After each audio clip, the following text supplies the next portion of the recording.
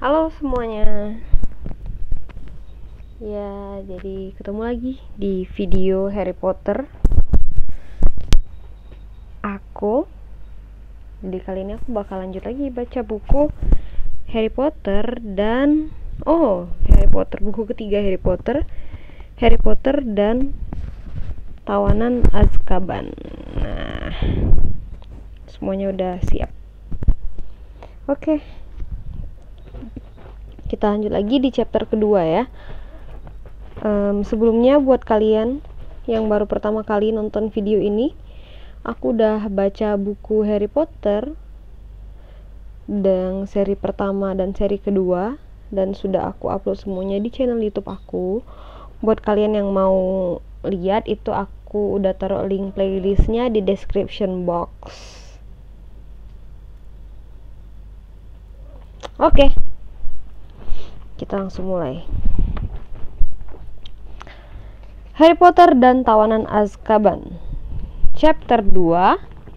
Kesalahan besar Bibi March. Harry turun untuk sarapan keesokan harinya dengan mendapati ketiga Dursley sudah duduk mengelilingi meja dapur. Mereka menonton televisi baru, hadiah selamat datang berlibur musim panas untuk Dudley, yang belakangan ini selalu mengeluh keras-keras jarak jauh yang harus ditempuhnya antara lemari es dan televisi di ruang keluarga. Dudley telah melewatkan sebagian besar musim panas di dapur. Mata babinya yang kecil terpaku ke layar.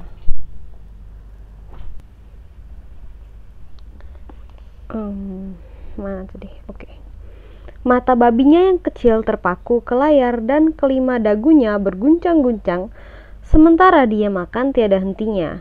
Harry duduk di antara Dudley dan Paman Vernon, seorang pria besar gemuk dengan leher sangat pendek dan kumis sangat tebal.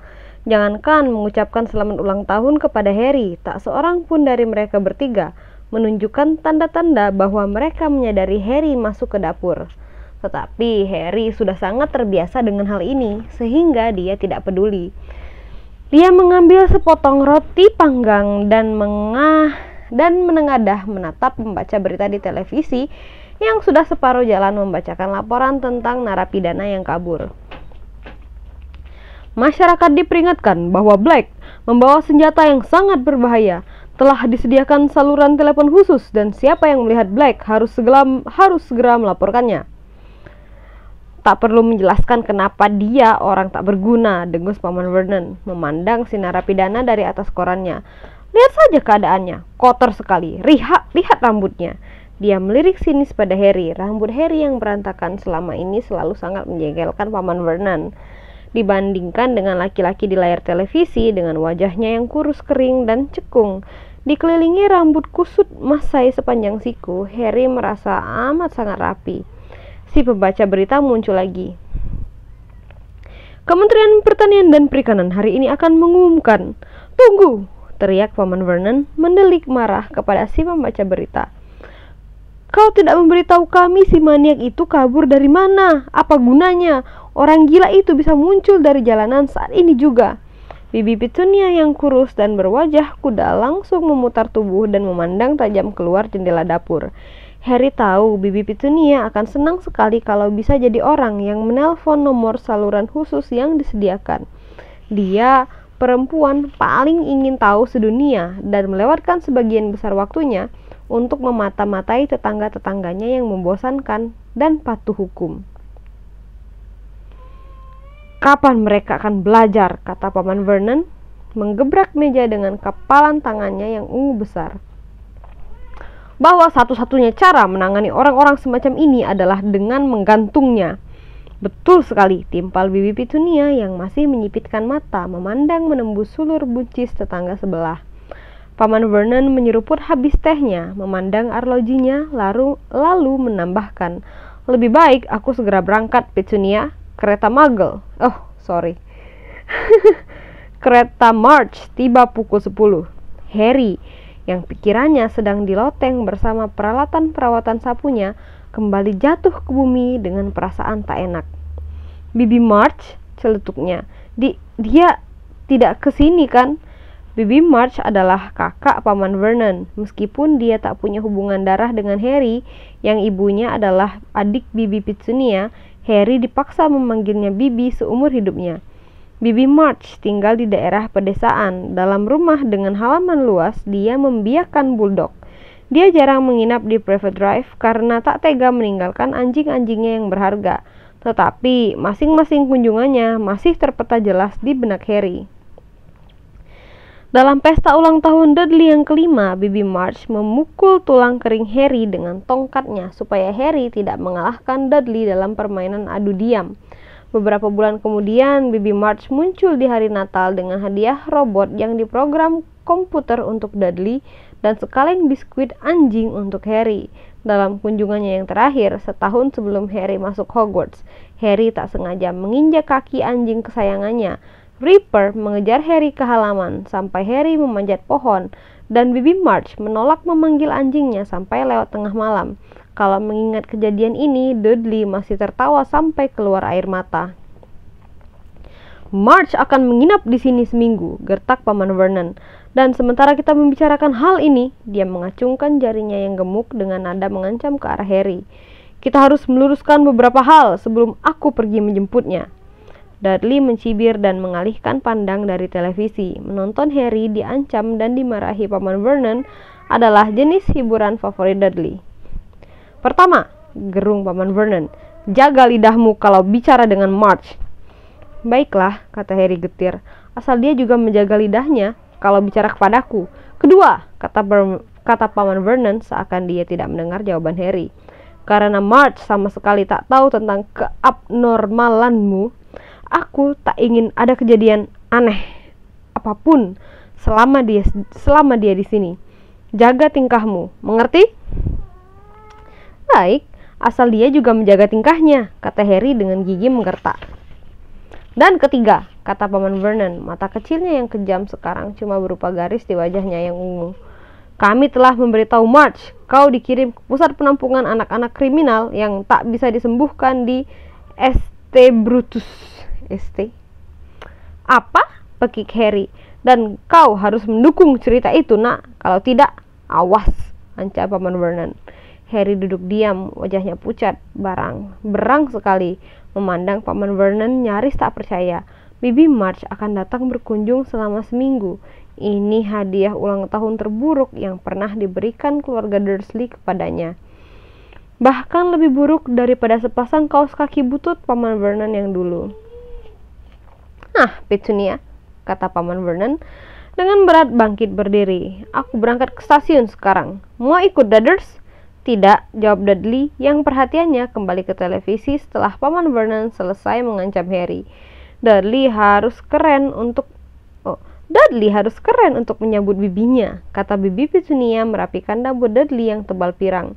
Mami sudah membelikannya dasi kupu-kupu baru.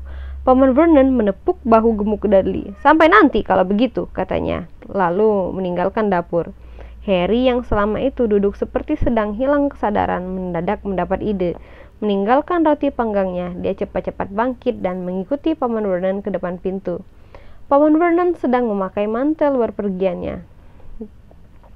Aku tidak mengajakmu, gertaknya, ketika dia menoleh dan melihat Harry memandangnya.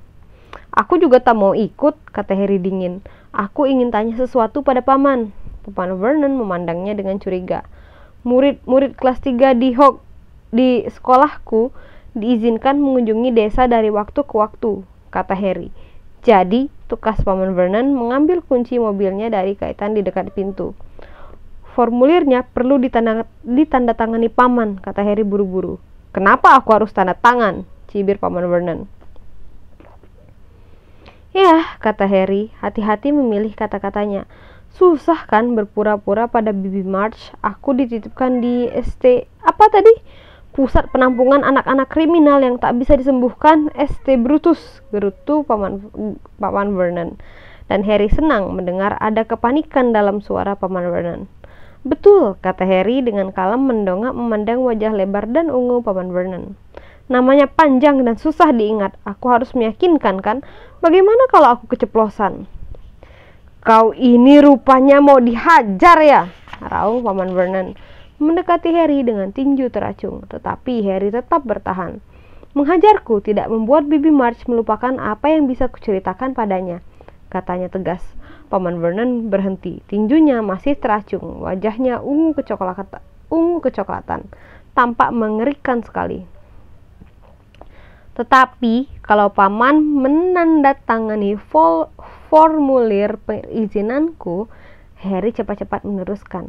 Aku bersumpah, aku akan berpura-pura bersekolah di tempat itu dan aku akan bertingkah seperti anak normal. Harry bisa melihat Paman Vernon mempertimbangkannya, meskipun giginya menyeringai dan ada nadi yang berdenyut di pelipisnya.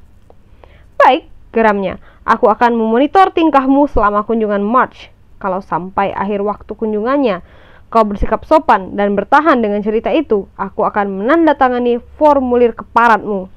Paman Vernon berputar, menarik terbuka pintu depan dan membantingnya keras-keras sampai salah satu kaca kecil di bagian atasnya terjatuh. Harry tidak kembali ke dapur, dia kembali ke atas ke kamarnya. Dia harus bersikap seperti Muggle yang sesungguhnya. Lebih baik mulai dari sekarang. Perlahan dengan sedih dikumpulkannya semua hadiah dan kartu ulang tahunnya yang disembunyikannya di bawah papan lepas bersama PR-nya. Kemudian dia mendatangi sangkar Hedwig. Errol kelihatannya sudah pulih. Dia dan Hedwig sedang tertidur. Kepala mereka tersembunyi di bawah sayap. Harry menghela nafas, kemudian menjawil membangunkan keduanya. Hedwig, katanya murung, kau harus jauh-jauh dari sini selama seminggu. Pergilah bersama Errol. Ron akan merawatmu. Aku akan menulis surat padanya, menjelaskan. Dan jangan memandangku begitu. Mata besar Hedwig yang kekuningan menatap Harry dengan pandangan mencela. Ini bukan salahku. Ini satu-satunya cara.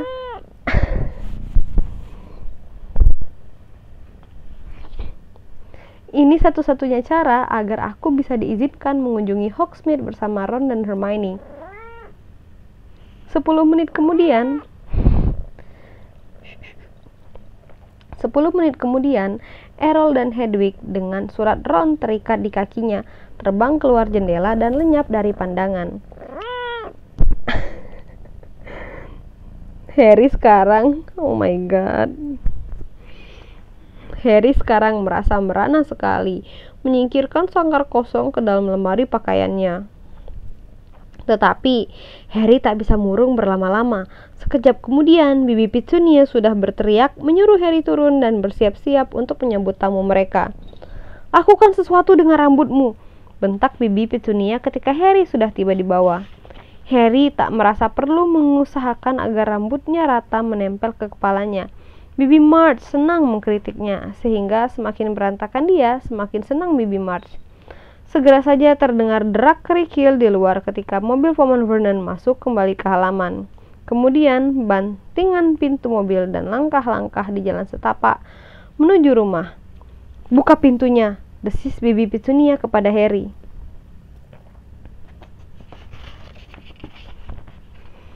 Dengan muram dan enggan, Harry membuka pintu. Bibi March berdiri di beranda. Dia mirip sekali dengan Paman Vernon. Besar, gemuk, dan berwajah ungu. Dia bahkan berkumis, walaupun tidak selebat kumis Paman Vernon. Dan tangan yang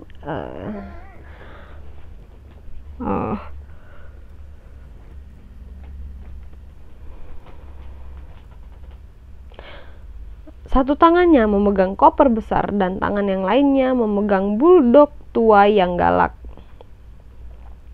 Di mana Dudlersku? Raung Bibi March. Di mana keponakan tersayangku?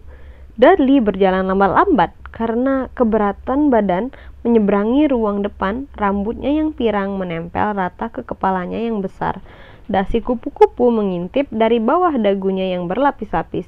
Bibi March menjondongkan kopernya yang besar ke perut Harry, membuatnya nyaris terjengkang, menyambar Dudley dalam satu pelukan erat dengan satu tangan dan mengecup pipinya keras-keras.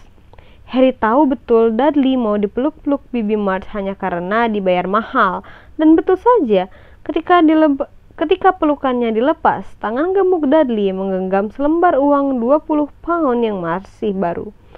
Petunia! Teriak Bibi March, berjalan melewati Harry seakan Harry cuma tiang kaitan topi. Bibi March dan Bibi Petunia saling kecup, atau tepatnya, Bibi March membenturkan rahangnya yang besar ke pipi kurus Bibi Petunia. Paman Vernon sekarang masuk tersenyum senang sambil menutup pintu. "Teh, March," dia menawari. "Dan untuk Ripper apa?" "Ripper boleh minum teh dari tatakan cangkirku," kata Bibi March sambil mereka semua berjalan ke dapur meninggalkan Harry sendirian di ruang depan dengan koper Bibi March. Tetapi Harry tidak mengeluh. Alasan apapun agar bisa tidak bersama Bibi March baik untuknya. Maka dia dengan susah payah mulai membawa koper itu ke atas kamar tamu, sengaja berlama-lama. Ketika dia kembali ke dapur, Bibi March sudah disuguhi teh dan kuah buah, dan Ripper sedang menjilat-jilat minumannya dengan bising di sudut. Harry melihat Bibi Petunia berjengit sedikit ketika cipratan teh dan liur anjing itu menodai lantainya yang bersih. Bibi Petunia membenci binatang. "Siapa yang merawat anjing-anjing yang lain, March?" tanya Paman Vernon. "Oh, aku minta Kolonel Webster mengurus mereka," suara keras Bibi March membahana. "Dia sudah pensiun sekarang. Baik baginya kalau ada yang dilakukan. Tapi aku tak tega meninggalkan si Ripper. Kasihan, dia merana kalau kutinggalkan." Ripper mulai menggeram lagi ketika Harry duduk. Ini mengarahkan perhatian Bibi March kepada Harry untuk pertama kalinya. "Jadi," katanya, "kau masih di sini ya?" "Iya," kata Harry. "Jangan ngomong ya dengan nada tak tahu terima kasih begitu." Bibi March mengeram. "Vernon dan Petunia baik sekali mau membesarkanmu. Aku mana mau, pasti langsung kukirim ke panti asuhan kalau ditinggalkan di depan pintuku." Harry sudah ingin sekali bilang dia lebih suka tinggal di panti asuhan daripada dengan keluarga Dursley, tetapi teringat formulir Hogsmeade. Dia menahan diri dan memaksakan diri tersenyum. "Jangan menyeringai padaku," bentak Bibi March. "Rupanya kau belum berubah sejak terakhir kali aku melihatmu.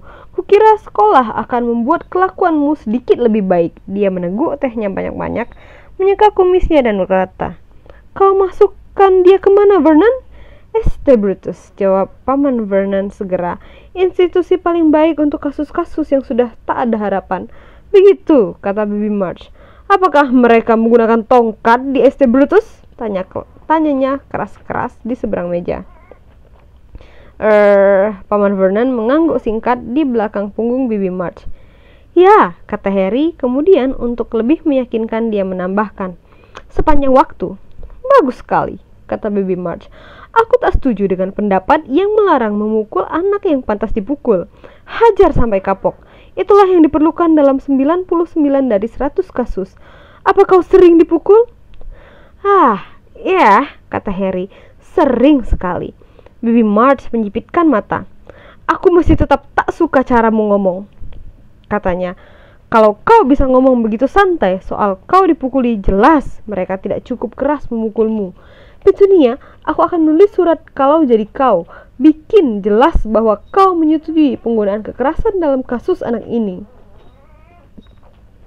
Mungkin Paman Vernon khawatir Harry akan melupakan kesepakatan mereka karena mendadak dia membelokkan pembicaraan.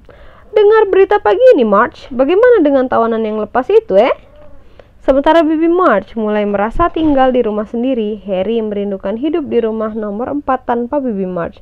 Paman Vernon dan Bibi Petunia biasanya mendorong Harry untuk jauh-jauh dari mereka. Yang dilakukan Harry dengan senang hati. Bibi March sebaliknya menginginkan Harry di bawah pengawasannya sepanjang waktu, supaya dia bisa meneriakkan saran-saran untuk perbaikannya. Dia suka membandingkan Harry dengan Dudley dan senang sekali membelikan Dudley hadiah-hadiah mahal, seraya mendelik memandang Harry seakan menantangnya untuk bertanya kenapa dia tidak mendapat hadiah juga. Bibi March juga tak henti-hentinya melontarkan pendapat-pendapat negatif tentang apa yang membuat Harry menjadi anak yang begitu tidak memuaskan.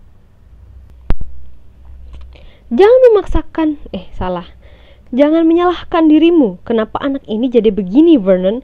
katanya sewaktu makan siang pada hari ketiga.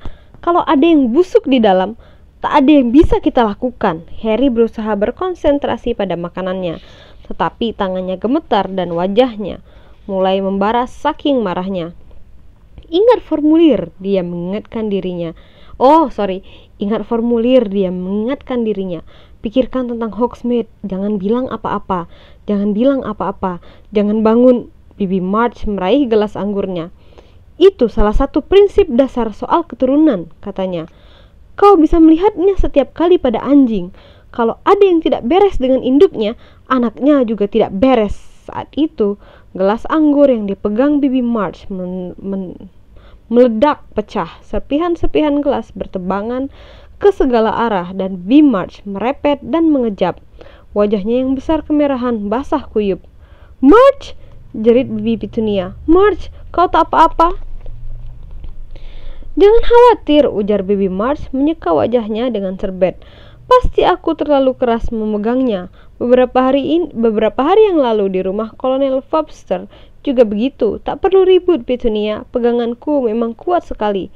Tetapi baik Bibi Petunia maupun Paman Vernon memandang Harry dengan curiga. Maka Harry memutuskan lebih baik dia tidak usah makan puding dan kabur dari meja secepat dia bisa. Di luar dapur, Harry bersandar ke dinding, menarik nafas dalam-dalam. Sudah lama sekali dia tidak kehilangan kendali dan membuat sesuatu meledak. Jangan sampai hal seperti itu terjadi lagi. Formulir Hogsmeade bukan satu-satunya yang jadi taruhan. Kalau terdengar lagi, Harry akan berurusan dengan Kementerian Sihir. Harry masih di bawah umur dan menurut undang-undang sihir dia dilarang menggunakan sihir di luar sekolah. Riwayat masa lalunya juga tidak bisa dibilang bersih. Baru musim panas lalu dia mendapat peringatan resmi yang jelas-jelas mengatakan bahwa jika Kementerian Sihir mendengar ada sihir lagi di Private Drive, Harry akan dikeluarkan dari Hogwarts. Didengarnya keluarga Dursley meninggalkan meja dan Harry buru-buru menyingkir ke atas. Harry melewatkan 3 hari berikutnya dengan memaksa diri memikirkan buku panduan untuk merawat sendiri sapumu setiap kali Bibi March mengomelinya.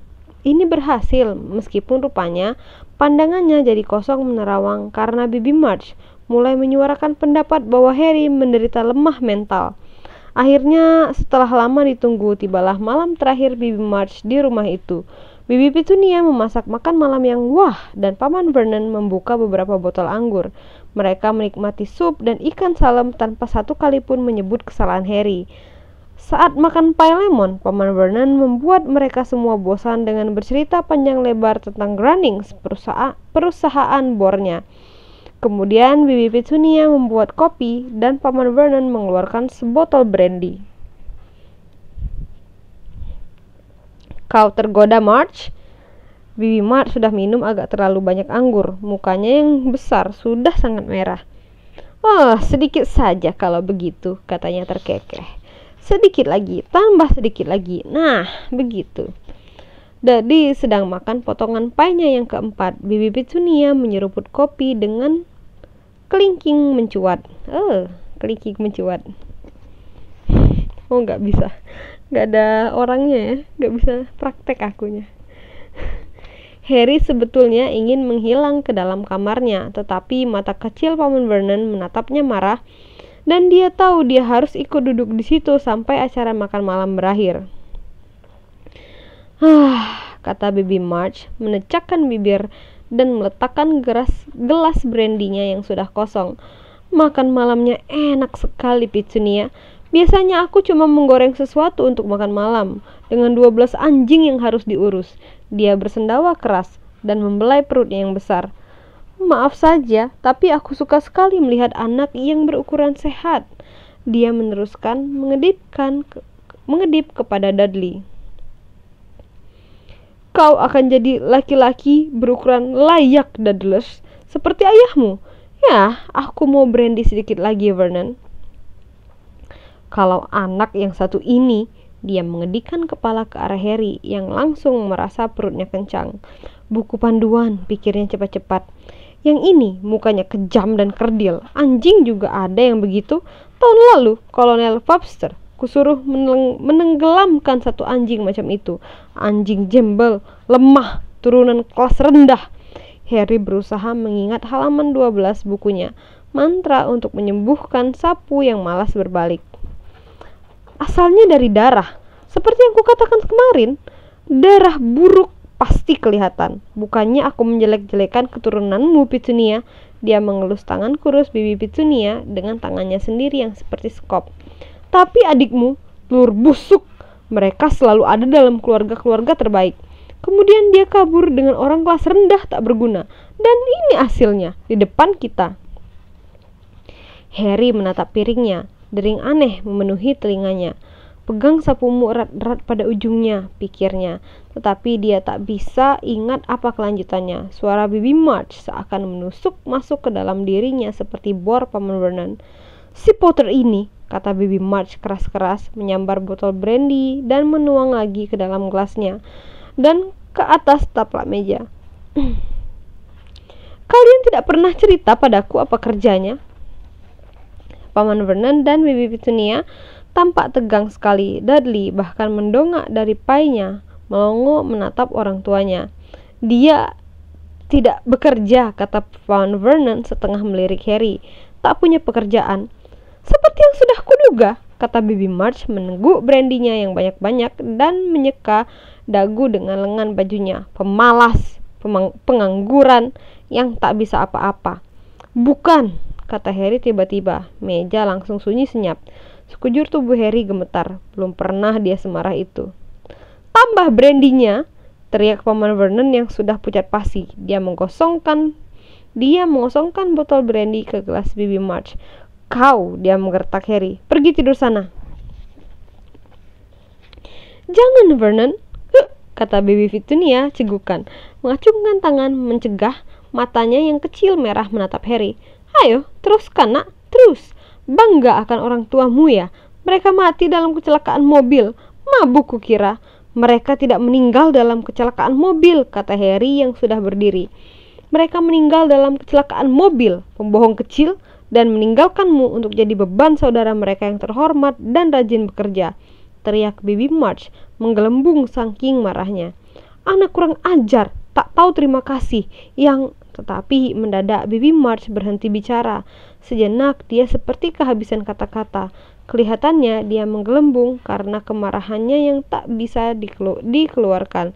Tetapi dia menggelembung terus. Wajahnya yang besar merah menjadi semakin besar. Mata kecilnya yang merah menjadi menonjol dan mulutnya tertarik begitu kencang sampai tak bisa bicara. Detik berikutnya, beberapa kancing terlempar lepas dari jaket tweednya dan melenting dari dinding. Dia menggelembung seperti balon raksasa. Perutnya membesar sampai ikat pinggangnya lepas. Masing-masing jarinya melembung sampai sebesar sosis. March! Teriak Paman Vernon dan Bibi Petunia bersamaan ketika seluruh tubuh Bibi March mulai terangkat dari kursinya menuju langit-langit. Dia sudah bulat sekali sekarang, seperti pelampung besar dengan mata babi, dan tangan serta kakinya mencuat aneh sementara dia melayang ke atas, bersuara seperti orang ayan. Gimana sih suara orang ayan? Sorry. Ripper berlari masuk, menggonggong liar ribut sekali. Tidak! Paman Vernon menyambar salah satu kaki Bibi March dan mencoba menariknya ke bawah, tetapi dia sendiri malah nyaris ikut terangkat. Detik berikutnya, Ripper sudah melompat menggigit kaki Paman Vernon. Harry kabur dari ruang makan sebelum ada yang bisa mencegahnya, menuju lemari di bawah tangga. Pintu lemari terbuka secara gaib ketika Harry tiba di depannya. Dalam sekejap saja, dia sudah menarik kopernya ke pintu depan. Dia berlari ke atas dan melempar diri ke bawah tempat tidurnya, menarik papan yang lepas dan menyambar sarung bantal berisi buku-buku dan hadiah ulang tahunnya. Harry keluar dari kolong tempat tidur, menyambar sangkar kosong Hedwig dan kembali berlari menuruni tangga menuju kopernya, tepat ketika Paman Vernon muncul dari ruang makan. Kaki celananya robek dan berdarah. Kembali ke sini, raungnya. Kembali dan sembuhkan March. Tetapi kemarahan luar biasa menguasai Harry. Dia menendang kopernya sampai terbuka, menarik keluar tongkatnya dan mengacungkannya kepada Paman Vernon. Dia pantas menerimanya, kata Harry, nafasnya tersengal. Dia pantas begitu. Paman, jangan dekat-dekat aku. Tangannya meraba ke belakang, mencari gerendel pintu. Aku mau pergi, kata Harry. Aku sudah tak tahan. Dan saat berikutnya, dia sudah berada di jalan yang gelap dan sepi, menarik kopernya yang berat, menenteng sangkar Hedwig. Wow, udah selesai. Pendek ya ternyata chapternya. Nggak nyampe setengah jam loh. Waduh, waduh, waduh, waduh, waduh.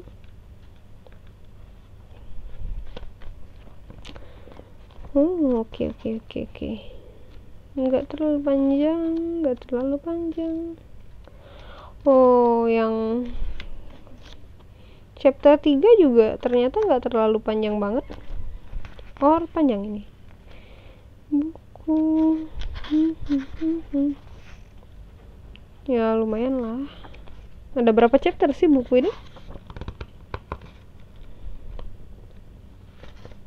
22 chapter untuk ukuran tebal kayak ini ya, kayaknya sekitar 30 menitan ya. Kalau yang buku kedua kemarin bisa sampai 50 menit. Oke, itulah tadi berarti buku Harry Potter dan Tawanan Azkaban, buku kedua kita. Sorry banget tadi di tengah-tengah ada suara kucing ya, kayaknya itu kucing aku mau ngajak main. Iya, sampai ketemu lagi di video aku selanjutnya. Bye bye. Thank you so much.